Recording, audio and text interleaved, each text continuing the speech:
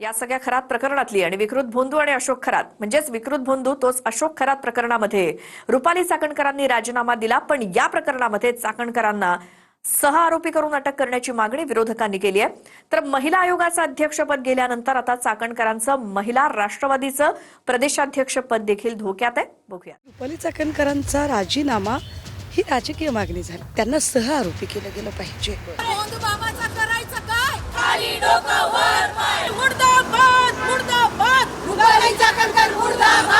आरोपी करून तातडीने अटक करणं गरजेचं आहे। भोंदू बलात्काराचा आरोपी अशोक खरात प्रकरणात चाकणकरांची महिला आयोगाच्या अध्यक्षपदावरून हकालपट्टी झाली। मुख्यमंत्र्यांच्या आदेशानंतर रुपाली चाकणकरांनी राजीनामा दिला, पण आता 6 आरोपी करून चाकणकरांना अटक करा अशी मागणी सुषमा अंधारे आणि दादांच्याच राष्ट्रवादीच्या रुपाली ठोंबरेंनी केली आहे। मला त्यांच्या राजीनाम्यात इंटरेस्ट नाही, त्यांना 6 आरोपी केलं गेलं पाहिजे। गुन्ह्याच्या कटकारस्थानाचा भाग जो त्यांना माहीत होता आणि तरीही त्यांनी गुन्हेगाराची मदत केली। असं म्हणतात की हा मला फोन आला होता, मला त्याने व्हिडिओ दाखवला होता, याचा अर्थ तुम्हाला माहीत होतं सगळं, तुम्ही अवेअर्ड होता, तुम्ही अवगत होतात या सगळ्या गोष्टींना। हा चूक नाही, हा तुमचा गुन्हा आहे। आता चाकणकरांना तातडीने तात्काळ अटक केली पाहिजे आणि या सेक्स स्कॅन्डलच्या शेवटच्या धाग्यापर्यंत पोहोचून या सर्वांना शिक्षा होण्यासाठी जी SIT स्थापन केलेली आहे, जे व्हिडिओ जे फोटो आहेत सगळ्यांची चौकशी होणं गरजेचं आहे। परंतु चाकणकरांना आरोपी करून आरोपी करून तातडीने अटक करणं गरजेचं आहे। पुण्यात रुपाली चाकणकरांच्या अटकेच्या मागणीसाठी महिला काँग्रेसनं आंदोलनही केलं।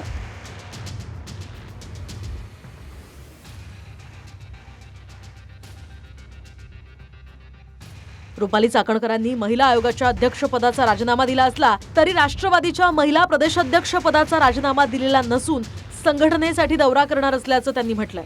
पण प्रदेशाध्यक्ष पदावरून सुद्धा हकालपट्टी करा अशी मागणी विरोधकांनी केली आहे। मी तर म्हणते पक्षांनी त्यांची हकालपट्टी केली पाहिजे, त्यांचा जो त्या प्रदेशाध्यक्ष ते पण पद काढून घेतलं पाहिजे।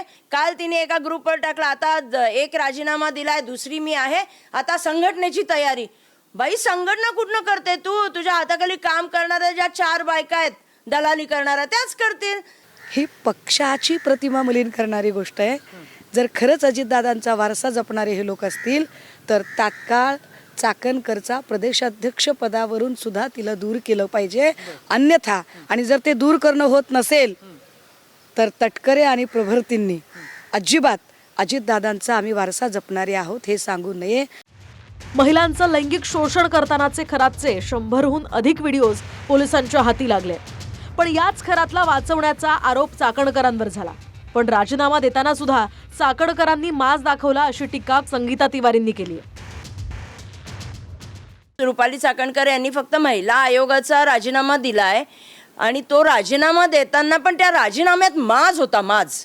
असं नाहीये की गिल्ट कुठं फील होतंय की आपण एका चुकीच्या माणसाला साथ दिली, गिल्ट कुठंच त्यांच्या बघा त्यांनी प्रेस घेताना एकदम निडरपणे घेतली, म्हणजे तो माज आहे। सुनेत्रा पवारांना खरं तर एक स्त्री म्हणून हे सगळं 3 दिवस बघत होत्या त्यानंतर त्यांनी तो राजीनामा स्वीकारला। सुनेत्रा पवारांचा चेहरा गंभीर होता, पण पुन्हा एकदा रुपाली चाकणकर जसं मॉडेलिंगसाठी उभे राहतात तसा त्यांनी एक त्यांचा जो फोटो होता तो पोज देतानाचा फोटो बघून मला वाटलं की त्यांना खरंच एक इंट्रोस्पेक्शन ज्याला आपण म्हणतो ते करण्याची गरज आहे। उपमुख्यमंत्री सुनेत्रा पवारांनी चाकणकरांचा राजीनामा मुख्यमंत्र्यांकडे पाठवलाय, तर राजीनामा सोपवल्यानंतर रुपाली चाकणकरांनी हे मान्य केलंय की त्यांनी भोंदू खरातला गुरु मानलं होतं।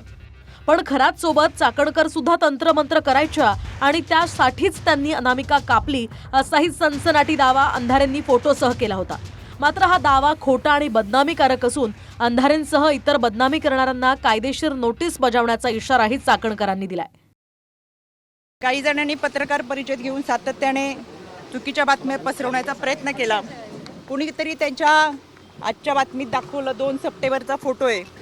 कायद्याच्या चौकटीतून ह्या सगळ्यांना आम्ही नोटिसा पाठवूच।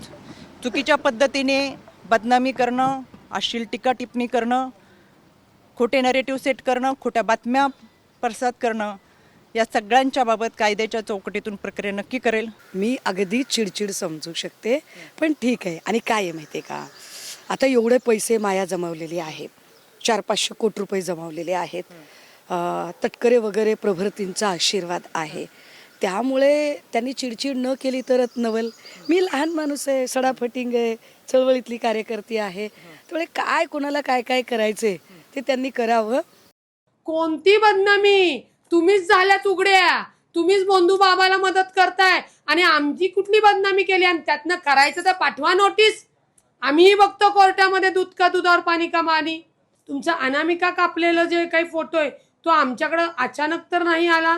बर, तो फोटो नाही आला तर अनेक लोकांचे फोटो पोलिसांनी घेतलेले, त्या फोटोला तुम्ही काय करणार आहात? आणि पाठवा, तुम्ही कुठल्या नोटीस पाठवायच्यात ते पाठवा, विथ पुरावे तिथं तुमचे देणार की तुमचे काय संबंध होते आणि काय नव्हते ते. मी काय रे करणार आहे? अक्कल आहे का डोक्याचा भाग? कीड लागलेली आयोगाची अध्यक्षा ताई, ओ कीड लागलेल्या ताई, गेले दिवस, आता या, तुम्हाला फिरू देणार नाही महाराष्ट्रामध्ये. आतापर्यंत दादांच्या राष्ट्रवादीचा विचार केला तर तिघांचे राजीनामे झालेत. वाल्मिक कराड प्रकरणात धनंजय मुंडे, घरकुल घोटाळ्यात शिक्षा झाल्यानंतर कोकाटेंचा राजीनामा झाला आणि आता रुपाली चाकणकरांची महिला आयोगावरून हकालपट्टी झाली. पण सोमवारी खरात प्रकरणामध्ये पुढचं टार्गेट बघा असं सूचक विधान वडेट्टीवारांनी केलंय. वैयक्तिक नाही तर काय, मी खरातामुळे राजीनामा दिला म्हणून चाकणकर सांगतील. त्यांची जी काही उधळण होती, पाय धुण्याची, छत्री धरण्याची, ते अंधश्रद्धेची, त्यामुळे त्यांना राजीनामा द्यावा लागला. आता पुढचे टार्गेट कोण, तर हे आमच्याकडे सगळी माहिती आहे. सोमवारला हाऊस सुरू होतो त्यावेळेस हे प्रकरण आम्ही मांडू जनतेपुढे, मग आपल्या अधिवेशनामध्ये. त्यामुळे वडेट्टीवार म्हणतात त्याप्रमाणे सोमवारी नेमका कुणाचा नंबर लागतो हेही बघावं लागेल. नाशिकहून चंदन पुजारीकरांसह ब्युरो रिपोर्ट, TV9 मराठी.